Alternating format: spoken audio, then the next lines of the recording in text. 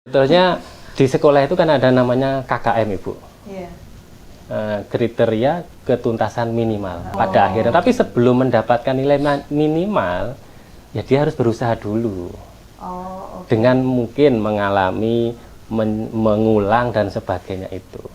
Kuatlah bahwa nanti itu di dunia kerja juga gitu. Belum tentu sekali membuat terus kamu diterima. Oh iya, betul. ada yang namanya deadline, ya kan? Iya, Ada betul. yang namanya purpose design, yang dipilih satu masih ada revisi, bolak balik revisinya dari pihak klien, gitu ya Pak ya? Betul sekali, Saya Pak. agak curhat nih Pak.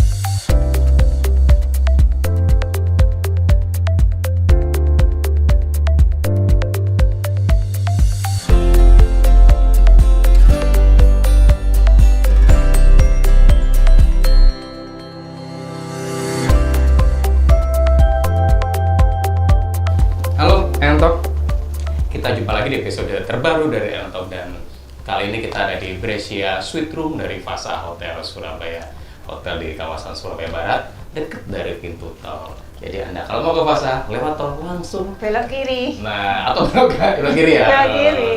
Belok kiri kira-kira 100 meteran dari Bundaran Santrit itu adalah Hotel Fasa. Bintang 5 dan oke banget. Ini kamarnya oke Bu Novi. Oke, kita di lantai 20 nih ya. Tuh. Lantai 20, kita tetap bisa melihat kota City Betul, View. betul. Jadi ada Surabaya Barat, sama di sana ada Surabaya Utara. Betul. Iya. Dan dari sini kita bisa melihat kalau kita mau pergi ke tempat perbelanjaan, mall Betul. juga dekat. Jadi mall terbesar Surabaya Barat tuh ada, yang di Majen Sungkono juga ada. Ada. In between lah, ya Iya, kan. iya, Jadi enak iya. banget. Banyak tempat kuliner di sekitar Oh sini. iya, banyak banget sekali. Dan kamarnya juga oke banget, jadi bisa berbatapan sama melihat TV. Itu ada di batapnya tuh ada TV-nya. Yang lama nggak kelar-kelar batapannya karena melihat TV. Oke, langsung aja narasumber kali ini luar biasa. Seorang guru, guru seni budaya dari salah satu SMA negeri di Surabaya. Tapi bukan guru sembarang guru ya Bu Novi ya. Iya, betul. Jadi apa istimewanya Pak Eko? Kali ini kita bersama Pak Eko Wahyudi. Apa kabar Pak Eko Wahyudi? Alhamdulillah. Baik. Sehat? Alhamdulillah. Sehat. Iya. Keren toh, guru seni budaya seperti ini. Pak, ngajar sudah berapa lama sebagai guru seni? Saya lulus kuliah 2003. Oke. Langsung mulai ngajar 2004. Sehingga Langsung 2004. ya, sehingga sudah 16 tahun lah. Iya, iya. 16 tahun. Dulu ngambil jurusannya berarti apa? Pendidikan apa? Pendidikan seni rupa, Bu. Seni rupa Ya, gitu ya. memang cita-cita pengen jadi guru. Oh Oke. iya. Iya. Terus milihnya kenapa kok seni rupa, punya hobi tertentu mungkin? Ya, background saya untuk sekolah menengahnya itu memang namanya SMIK. SMIK, Sekolah Menengah Industri Kerajinan. Oh. Itu satu Jawa Timur adanya cuma satu, yaitu di Pacitan. Oh. Jadi di kota kelahiran saya. Oke, nun jauh Jawa Timur di ujung sana Pacitan. Iya. Saya pernah ke sana, kota yang sangat indah banget. Betul. Pantainya Pantainya luar biasa. betul. Jadi hidden beach-nya itu luar biasa di sana ya Pak ya. Iya, Nggak kalah betul sama sekali. yang ada di Bali, bahkan lebih tenang. Iya, gitu. karena belum banyak orang tahu. Alami banget. Saya pernah sarapan tuh Pak ya di atas bukit, terus ada teluknya itu, Nah. teluknya itu. Sarapan cuma 5.000 perak Pak, pecel. View-nya udah teluk itu. Iya. View-nya lebih mahal daripada harga pecelnya. Ya Betul, masih betul. itu kan pecel di sana. Iya, murah makanan di sana. Nah itu dia Pacitan. Iya. Jadi Oke. tadi itu karena sekolahnya dulu sekolah menengah Industri kerajinan. Industri kerajinan. Iya. Dan karena itu ngambil pendidikannya untuk seni rupa. Betul. Oke, begitu. Nah, terus akhirnya ketika lulus langsung juga jadi guru seni rupa ya. Betul. Gitu. Nah, yang saya dengar nih dari siswanya, ini Bapak itu apa Bukan ya? sekedar guru Bukan mengajari sekedar, untuk menggambar. Betul. Jadi agak perfect lah, terus apa Salah itu? milimeter dikit aja tuh kelihatan. Gitu. Itu Dan bukan sekedar ngajarin menggambar seperti gunung ada dua, terus ada jalannya, kemudian ada tiang listrik, Matahari kanan kiri di sawah, matahari di tengah-tengahnya. tengah. nggak seperti itu. Tapi dituntut untuk berimajinasi, berkreasi seperti Dan menggunakan logikanya, kan, spasial ruangnya. Itu dia, padahal seni menggunakan logika. Oke Pak, gimana sih Pak ngajar seni rupa di SMA-nya itu? Jadi kebanyakan di sekolah-sekolah itu kan kalau mata pelajaran seni itu kadang kan anak-anak menganggapnya ya cuman untuk hiburan atau apa. Tetapi saya mencoba agar bahwa anak-anak itu bisa melihat sisi seni itu dari yang lain sehingga mereka terbuka bahwa ada seni yang tidak hanya menggambar sawah, bahwa pelajaran seni yang mungkin melukis di kanvas, tetapi saya pengen mengajarkan mereka tentang konsep desain. Karena apa? Mereka hidup di kota besar dengan perkembangan yang sekarang ini. Nggak mungkin kok mereka itu nanti akan jadi seniman, kecil sekali kansnya. Oh iya, industri Sampai ya. ke sana ya, mikirnya Mikir ke ya. industri. Jadi kalau anak misalnya kebetulan saya kan mengajar di sekolah favorit, Ya. kans mereka ketika lulus dari SMA itu untuk Jadi seniman kecil sekali. Iya. Kalau saya mengajari gambar yang melukis, terus gambar gunung, itu untuk jenjang berikutnya nggak kepake. Jadi yang art itu enggak ya Pak? Ya, jadi saya mencoba nggali kemampuan mereka yang menggabungkan antara art itu dengan otak kirinya mereka. Bagaimana saya kenalkan mereka dengan desain interior, saya kenalkan mereka dengan dasar-dasar arsitektur, sehingga ketika mereka nanti ke jenjang berikutnya, barangkali ada yang kau ke jurusan desain, sudah punya dasarnya. Itu Jadi mau ke aja. arsitek, mau Ya, ke kafe, silahkan. ya kan? Mau ke teknik pun juga masih kepake. Iya. Dan mengolah rasa ya Pak seni itu ya. Ya. Dan saya mencoba agar mereka itu mengungkapkan menggali bakat mereka itu lebih dalam lagi. Yang selama ini belum pernah mereka mendapatkan itu dari guru-guru sebelumnya mungkin. Karena mohon maaf, biasanya ketika ada pelajaran gambar, kemudian anak-anak disuruh menggambar, kemudian dikumpulkan, ya sudah itu dinilai sama gurunya. Nah, Bapak berharap apa sebenarnya? Kan dinilai berarti kan sudah sesuai harapannya gitu kan, Pak? Ya kadang tidak sesuai dengan harapannya. Ya kan seni itu subjektif ya. Iya. Antara apa yang diharapkan oleh gurunya sama siswanya bisa jadi berbeda. Ya kan? Siswanya iya, betul. Ini bagus menurut saya. Menurut gurunya, oh ini nggak bagus. Menurut gurunya ini bagus, menurut siswanya yang temennya, oh nggak bagus. Ya, Tapi gitu. saya mencoba untuk menyamakan persepsi untuk mereka, Pak. Jadi bukan hasil akhir yang saya pinginkan secara endingnya, tapi proses mereka. Dalam belajar seni, ini saya jadikan media agar mereka bermental kuat. Misalnya, gitu. Contoh, misalnya mereka sudah menggaris. karena seni dengan mental. Jadi mereka sudah menggaris Ya. satu buah garis. Kadang itu miring. Nah, mereka saya coba, tidak saya wajibkan sih Bu. Iya. Karena awal itu pasti sudah saya kasih tahu desain yang bagus itu seperti ini. Oke. Desain yang memenuhi kaidah seni itu seperti ini. Tapi kadang mereka belum ke arah situ. Saya mengasih tahu mereka. Nah, setelah dikasih tahu mereka itu mencoba memperbaiki enggak. Nah, ada yang dengan digitukan itu tambah patah semangat. Oh, atau sebaliknya gitu ya. Ada yang tambah menggebu-gebu, ada yang malah tertantang. Nah, saya ingin mengembangkan itu agar ketika nanti mereka menghadapi mungkin pendidikan yang lebih tinggi, mungkin universitas, bahwa tugas untuk kuliah itu kan lebih berat lagi dari SMA. Jangan sampai mereka dikasih gini saja sudah pusing. Nah, sudah keder. Sudah keder. Nah, kalau dengan gitu nanti di SMA sudah kayak gitu, di perguruan tinggi. Saya dulu di SMA sudah pernah mengalami gini, begadang ini sudah pernah saya. Jadi ini kok killer sebenarnya. Siswanya mantan siswanya ada di belakang itu bilang karena dia memang killer.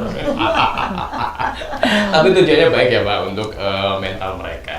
Betul. Pak, tapi berseberapa banyak sih kalau dari yang jadi siswanya Bapak itu terus kemudian mereka menyadari bahwa oh saya ini sebenarnya diharapkan begini loh gitu.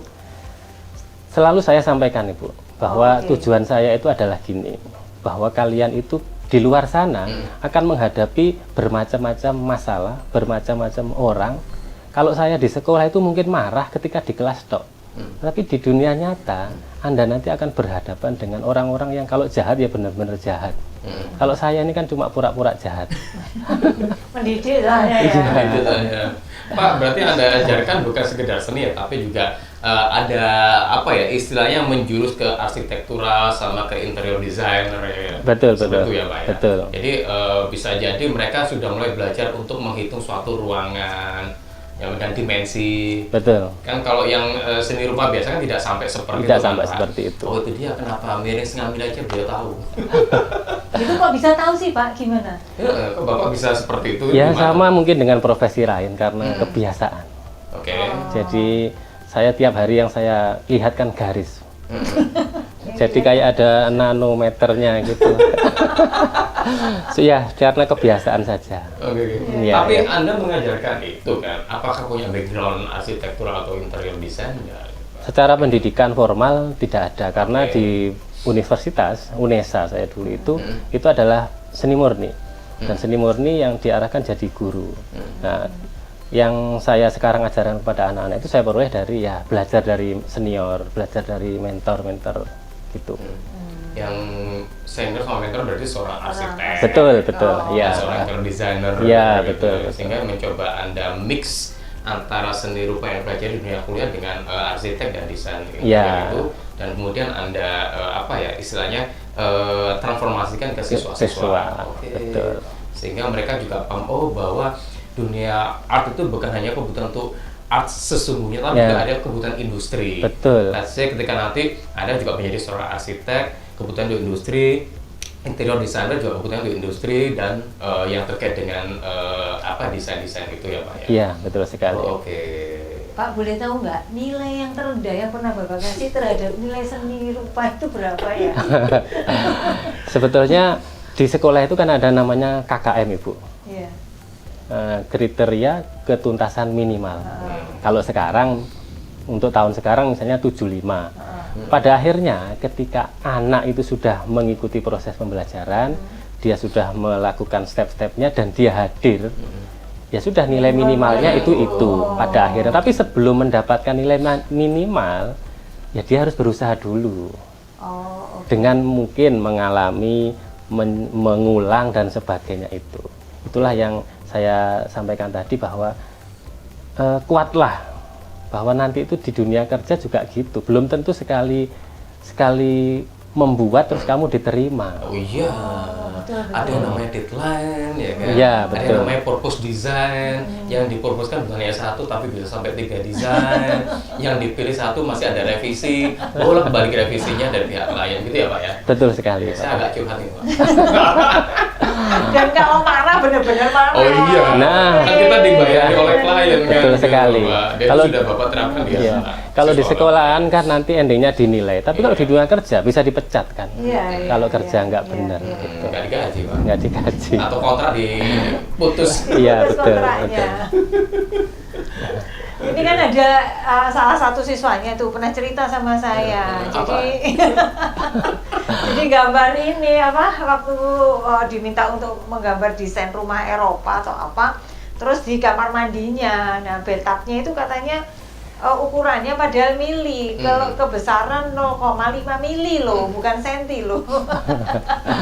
Nah, Itu terus kelihatan. komentarnya adalah ini kamu mau bikin Apa Pak? bathtub Ya, komentarnya apa saja, Pak? atau Apa Pak? tempat mandinya orang atau gadget? Ya, ya. Kadang saya itu spontan, Bapak, Ibu ya. Oh, iya. Spontan ketika mengomentari pekerjaan anak-anak. Dan itu nggak terpikirkan bahwa saya ini habis gini akan ngomong itu nggak terpikirkan. Hanya spontan saja ketika mengetahui gambarnya anak. Padahal sebelumnya sudah saya kasih tahu dulu bahwa misalnya kursi itu minimal untuk bisa behaviornya nyaman dipakai oleh orang duduk itu sekian. Skala sekian. Nah dengan skala sekian di kertas itu jadinya sekian. Nah misalnya buat bak mandi terus dia di kertas saja segitu. Ketika nanti diterapkan di wujud nyatanya Oh, saya tahu, selisih Pak. 1 mili Saya ya tahu, sudah Pak. jauh Itu beda. dikira sumur sama dia, bukan bathtub Pak. Jadinya besar Pak. Iya. Oh, oke. Jadi logika, Ya. logika kalau misalnya apa itu ditempatkan dan dibangun atau Betul. direalisasikan, Nah. itu masuk akal atau enggak? Ya, saya mengajarkan Jangan-jangan mereka kamar mandi isinya kamar mandi betaptok Ya. gitu ya. agar mereka Berubah. belajar spasial, Ibu. Iya. Bahwa dalam menata sebuah benda pakai itu kan akan dipakai oleh manusia. Iya. Segala sesuatunya harus difungsikan dulu. Misalnya kursi, yang diukur apa? Lututnya orang itu seberapa tingginya agar bisa duduk dengan nyaman. Ketika naruh pegangan seperti ini, tingginya seberapa agar bisa naruh tangan dengan nyaman.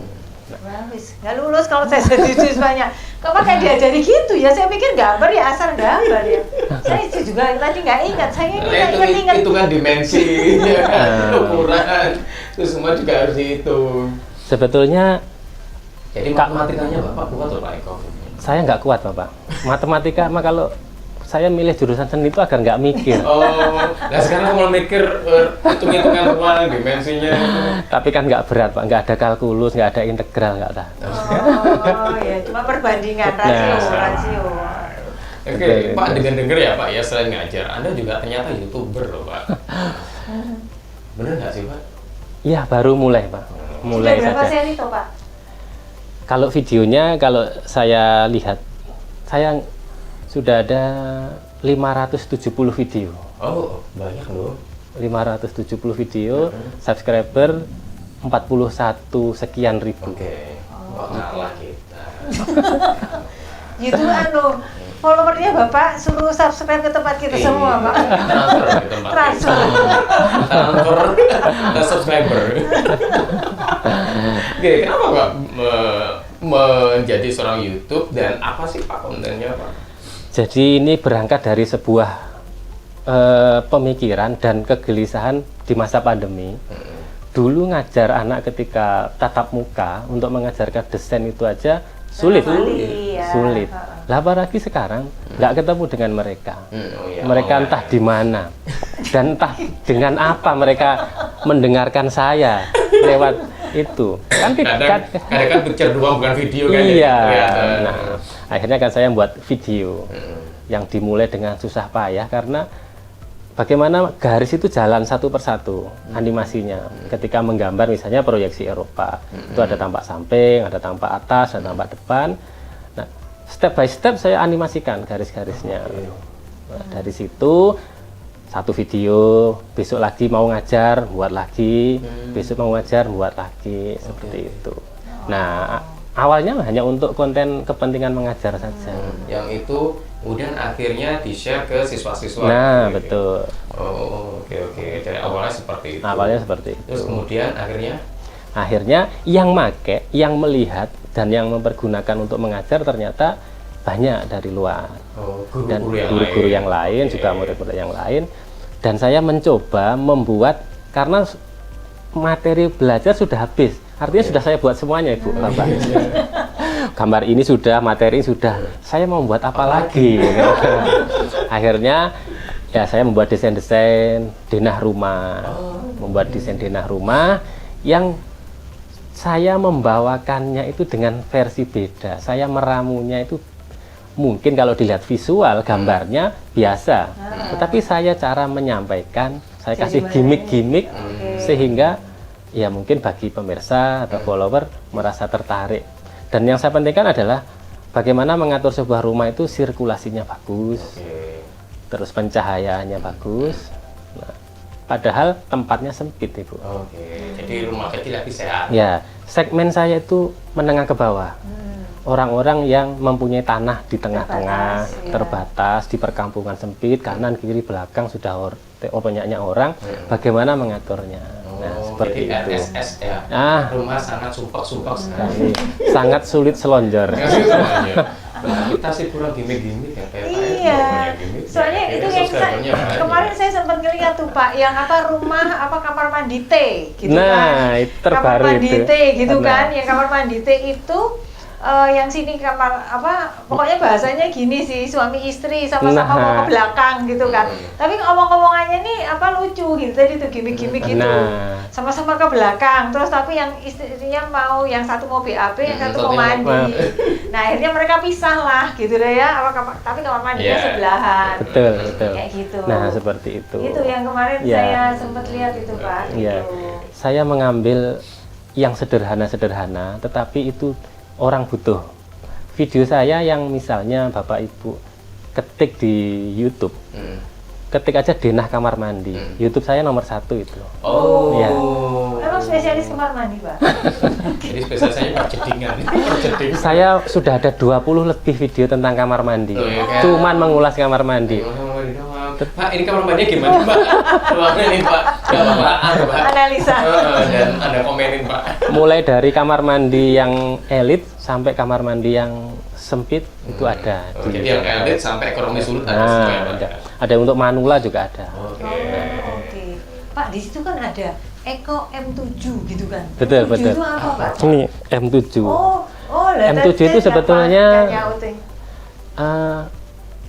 nama yang saya gunakan yang bagi saya membawa hoki. Oke. Saya itu banyak angka 7-nya, Bapak Ibu. Oh iya, maksudnya? Saya lahir tanggal 7, bulan 7. 7. Istri saya 7. jangan. Istri saya itu lahirnya bulan 7. Oke. Istri saya anak ke-7. Rumah saya itu gang 7 nomor A7. Oh, anaknya 7. Anaknya saya 1. Oke. Hanya Akhirnya angka M7 7 ya. apa, Pak? M-nya itu nama lingkungan saya itu namanya Melaten. Oh, Melaten iya. M7 dan Di daerah bukan daerah Kebraun, Melaten. Kebraun. Oh, Melaten. Melaten ya, Melaten. Betul.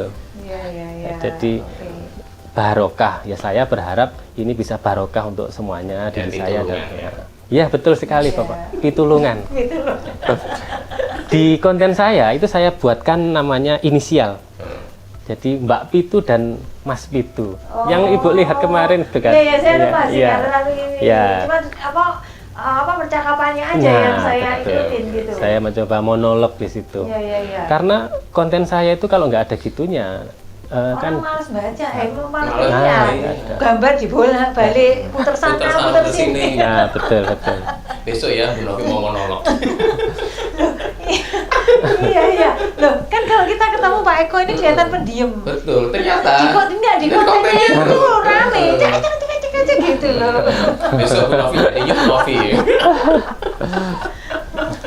Pak, tapi Bapak itu dengan tim kah bikin itu? Saya sendiri. Oh, sendiri? Iya, sendiri. Oh, ini gitu. terlalu banyak ya Pak ini. Saya ya pengen suatu saat punya tim gitu. Itu satu video jadi berapa hari, Pak? Sehari ya? Ya, tergantung. Kalau saya banyak jam kosongnya sehari bisa 1 video itu. Oh, jam kosong itu jam kosong aja. Jam kosong ajar ya, gitu. Dulu kalau masih pembelajaran daring online sehari bisa 1 video. Kadang 2 video sehari. Iya, makanya subscribernya banyak. Iya. Sehari 2 kali. Sehari 2 kali. Terus channelnya tuh banyak di-share sama guru-guru dari sekolah yang lainnya atau siswa yang lainnya. Iya. Kamu nggak subscribe ya? Nggak akan jadi murid saya. Ada ancaman. Nilainya KKN nggak bisa dapat kan kalau nggak subscribe. Subscribe. Saudaramu, temenmu terus subscribe. Oke Pak, jadi akhirnya ada value lain yang Anda lakukan selain sebagai pengajar. Betul. Juga, di YouTube pun juga Anda melakukan untuk share tentang aktivitas bagaimana sih mendesain suatu rumah ya kan, atau denah atau apa seperti itu ya Pak ya. Nah, saya itu mencoba sebelum apa yang saya sampaikan dan apa yang saya pesankan ke murid saya lakoni dulu. Oh, Saya oke. terapkan pada diri saya dulu. Ditiru ya Pak. Nah, Iya. ketika saya mendisiplinkan anak untuk mengumpulkan tugas, ngasih tugas dan sebagainya, saya harus hadir tepat waktu. Kadang anak-anak itu tanya, kapan Pak Eko nggak datang ke kelas gitu? Kapan Pak Eko nggak masuk gitu? Soalnya ketika bel, saya sudah di depan pintu, Bu. Gitu Bukan ya? Di depan itu apa? pintu kelas. Oh. Pintu kelas. Biasanya bel guru beranjak dari ruang guru untuk Iya, berangkat ke kelas. Terus siswa sudah Nah. di dalam baru guru masuk kan. Kalau Anda 5 menit sebelum bel udah Saya jalan kelas. dulu, bel sudah di depan pintu itu. Oke. iya. Jadi Pak Eko sudah menghitung habis ini bel setelah Ya, betul. Tukang belnya dikode dulu sih, aku tak ada di depan pintu dulu. ada callingan tukang bel. Dan itu semuanya saya dapatkan di sebuah sekolah swasta, Pak. Iya. Yang sebelum di negeri ini bagaimana Disiplin. disiplinnya luar biasa. Sehingga ya memang outputnya juga luar Luar biasa biasa. ketika Dari kita sekolah disiplin. Oke. Betul. Pak, tadi itu kalau Bapak ngajar yang dengan cara sedemikian ketat tadi itu, dengan harapan yang cukup tinggi tadi, ada sebenarnya meskipun dengan tujuan-tujuan tertentu ya, Iya. itu pernah nggak sih dapat tentangan dari misalnya kepala sekolah atau guru lain? Karena kemudian banyak siswa yang mengatakan, waduh Pak Eko tuh kalau ngasih tugas susah-susah gitu loh. Kalau tantangan enggak, Ibu, tapi kalau nanya, Pak, tugasnya itu apa, Pak? Atau mereka, Pak Eko tuh ngajar untuk apa? Atau ngajar apa? Kalau nanya gitu ada. Tetapi kan yang saya terapkan, yang saya ajarkan kan untuk kemajuan sekolah. Ya. Kalau di Surabaya tentang desain SMA 1 itu terkenal sudah bahwa murid-muridnya diajari tentang desain dan sekarang sudah pakai komputer, pakai SketchUp itu. Oh, makanya ada tetangga saya sekarang kuliah arsitek di ITS dulu SMA 1. Muridnya beliau. Pasti entah tergasi. Jadi masih sangat jarang sekolah SMA di Surabaya yang diajari tentang desain, terus diajari tentang software untuk menggambar, masih jarang sekali. Oh, sudah software itu juga sudah ada. Iya, sudah. Mereka ya. Jadi SMA sudah belajar SketchUp ya, Pak ya? Sudah SketchUp. Di kelas 11, kelas 2 SMA itu SketchUp. SketchUp ya. Terus kelas 3-nya? Kelas 3 ya materi yang berbeda tetapi dengan SketchUp juga. Oh, maksudnya SketchUp. Betul. Oke, sehingga mereka juga bisa menerapkan secara visualnya nanti seperti apa. Betul. desainnya. Oke, SketchUp ya, bukan kecap ya. Pak, terus yang kan gini, kalau mau ngajar itu sebenarnya ada kurikulumnya gitu. Nah, Betul. kurikulum yang kalau Bapak banyak memberikan materi seperti itu gitu, apakah itu kemudian masih tetap sesuai dengan kurikulumnya gitu? Itulah Atau modifikasi. kurikulum di Indonesia itu yang bikin kurikulum seni sampai kebingungan. Oh. Saking banyaknya seni. Seni rupa itu ada banyak. Seni rupa itu ada seni grafis, seni patung, seni lukis, seni logam, kriya, macam-macam. Sehingga yang buat kurikulum yang di atas sana bingung. Ada seni rupa 2 dimensi, 3 dimensi, seni rupa terapan, seni rupa murni, macam-macam. Akhirnya kurikulum untuk seni di jenjang SMA itu hanya sederhana sekali. Siswa bisa membuat karya 2 dimensi. Oh. Ya. Siswa bisa mengapresiasi karya 2 dimensi. Sudah seperti itu. Nah, kita sebagai pendidik diberikan kebebasan. Guru-guru di sekolah diberikan kebebasan mau mengajar yang apa sesuai yang dia bisa. Mau ngajar 2 dimensi kan banyak sekali. Iya. Ada gambar ilustrasi, gambar bentuk, gambar teknik, perspektif, proyeksi, macam-macam. Oh iya, saya dulu juga jadi cuma gitu toh perspektif. Tapi nggak lulus. Bisa semenang pokoknya. Ingat dulu, Bu, gurunya siapa, Bu? Guru seninya. Enggak ya juga. Makanya mungkin Udah, itu jangan tanya lah, jangan nggak enak. membuat berkesan itu karena pasti kalau kita berkesan itu Antara inget banget sama nama gurunya sama nggak inget banget sama gurunya. Ya, ya, Bu.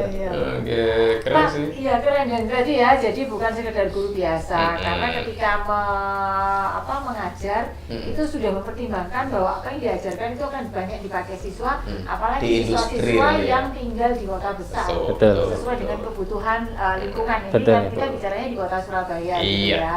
Sudah seperti itu. Terus kemudian dalam mendidik siswa itu ada apa? Kedisiplinan, ada values yang bukan hanya anak itu memberikan nilai, Iya. mengerjakan sesuatu untuk mendapatkan nilai, tetapi juga prosesnya ya. Betul. Prosesnya yang kemudian juga Bapak nilai. Betul, gitu. Ibu. Kan kadang kayak anak sekarang gitu, mohon maaf nih, misalnya PR dibawa pulang. Ya, gitu. sama. Nggak tahu. Nggak tahu yang mengerjakan siapa, pokoknya di sampai sekolah sudah ini benar. Padahal kadang kerjakan bapaknya atau Ya, emaknya. bapaknya atau ibunya kan nggak tahu gitu kan ya. Ini kalau ini bapak atau ibunya tambah belengar juga. gitu kan. Siapa Ya. tahu kalau yang Prosesnya. siswanya Pak Eko ternyata bapaknya arsitek ya. Ah, banyak yang gitu, ada juga, Oh, gitu ada ya. juga. Ya. Tapi kelihatan Pak. Kelihatan, Kelihatan, Pak. kelihatan ya, pasti. profesional Ah, kan. sangat kelihatan. Karyanya ada. Ada campur tangan seorang Iya. arsitek lihat. Dan mohon maaf sekarang, bukan sekarang, dari dulu itu saya mencoba untuk menyentuh hati anak-anak. Jadi agar apa? Agar mereka bisa masuk ke dalam arah yang ingin saya ajak. Saya menyentuh hati mereka bahwa endingnya dari kamu nanti belajar, mulai dari dulu SMP, SMA, dan nanti itu akhirnya kan suatu saat nanti kamu harus bisa hidup mandiri Ya. dengan cara yang halal. Artinya kalau kerja ya profesimu bagus, kalau jadi karyawan ya kamu bisa mendapatkan tempat yang enak, dan itu semuanya itu prosesnya kamu lakukan dari sekarang. Nah, pelajaran saya jadikan media agar kamu belajar disiplin, belajar menghargai waktu. Coba misalnya kamu gagal gambar, perbaiki lagi. Nah, seperti itu. Jadi ada life skill-nya, mengasah life skill siswa sehingga nggak hanya hasilnya saja yang kemudian dinilainya. Seperti Nah, dari alumni-alumni yang saya tanya DM lewat Instagram. Nah, baru aja minggu kemarin, hari Minggu, saya mencoba live story gitu. Anak alumni semasa, angkatan lama-lama, tolong dong kabarkan kesuksesan kalian. Walaupun saya nggak banyak kontribusi di situ, lihat kalian sukses saja, saya sudah senang. Iya. Ada banyak sekali, 50 replay banyak sekali. Habis gitu saya replay lagi ke story saya. Sih. Ya, ada mereka yang sudah jadi ini, jadi itu.